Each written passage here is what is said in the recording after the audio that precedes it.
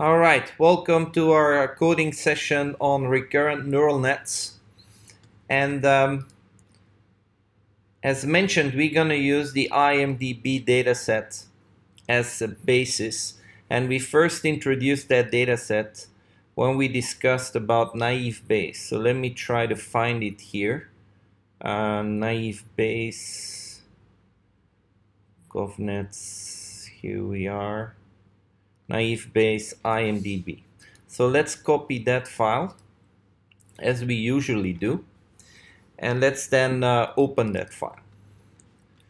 So we're gonna open it in Colab, and obviously what we do the first time we do this is change the name. So let me change that into simple recurrent neural nets. Let's see what code we can reuse. Well, the fact that we import the dataset from Keras means that we don't have to mount Google Drive. So I can run this first cell without any issues.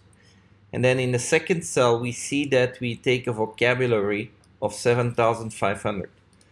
That's what we usually do. We take the 7,500 most frequently used words in the English language. And I'm also going to define a maximum length per review of 150 words. 150, and this is maximum words per review. All right, so let's run this. No issue here. This block of code has been commented out, so I'm gonna delete it here in this case. So let's delete. And then we run this block of code to import the data set and split it in train data, train labels, test data, test labels. So we did that in the past, so no big surprises here. So basically what we've taken in now is a list of sequences, and each sequence of each index represents a word.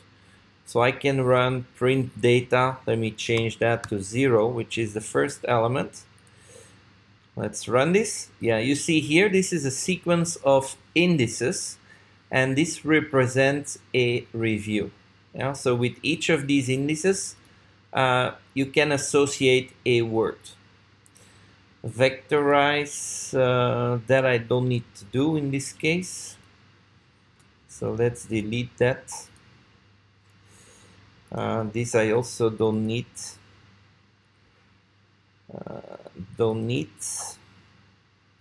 And here don't need, because this is all naive Bayes.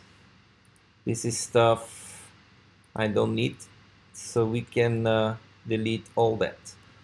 All right, so this is the code that we can reuse and where we will start from. All right, so now what we're gonna do is we're gonna convert the list of sequences of train data into a two-dimensional arrays where you have the samples as well as the reviews cut off at 150 words. So basically what you have here, if I use type of train data here, and I put 0 here, is the first item of the list, and I run this, then you see that the type is a list. So this is definitely a list of word indices. So now we're gonna try to convert. We're gonna import. So let me see here, import pre-processing, and then we're gonna use the processing sequence library to import path sequences. And path sequences will basically make sure that each review is 150 words. So if it's less, it will add zeros. If it's more, it will cut off the review. And at the same time, by these two lines of code, we will change the type to a two-dimensional array. So let me see if I can find the type here. the type of X train. Let me see here. X train is array. All right. So now we have a 2D array where the lines are the samples, yeah, and we have 25,000 reviews, remember, and where the columns are the word indices. All right, so now we're ready to build our model, and therefore we're going to use this piece of code here, this piece of code. This is usual, import sequential. But here at Keras layers import, we're going to import now embedding. Yeah? Embedding allows us to build up our word embeddings. So here, nothing new. Except here, when we look at embedding, this basically takes in 3 arguments. One is the number of words, in our case 7,500. 8 is for the word embedding dimension, so this will be a column vector of length 8. And the input length into the layer is gonna be 150 in our case, because we defined the max length of a review to be 150. If it was shorter than 150, then it has been padded by the previous block of code. After we calculated our embeddings, we're gonna flatten to make sure we can feed it into a sigmoid activation in a dense layer with one unit. All right, and then we compile. RMS prop is the optimizer. Binary cross entropy, yes, because it's a classification task, and we're gonna look at the accuracy. So let's run this piece of code. All right, done. All right, so now let's fit our model.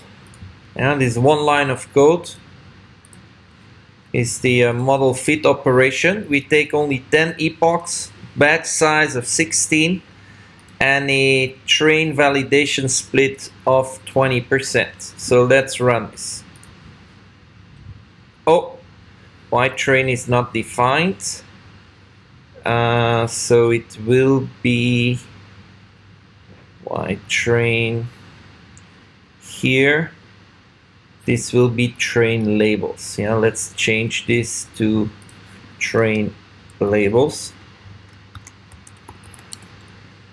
All right, this should work now. Here we go. Epochs are starting.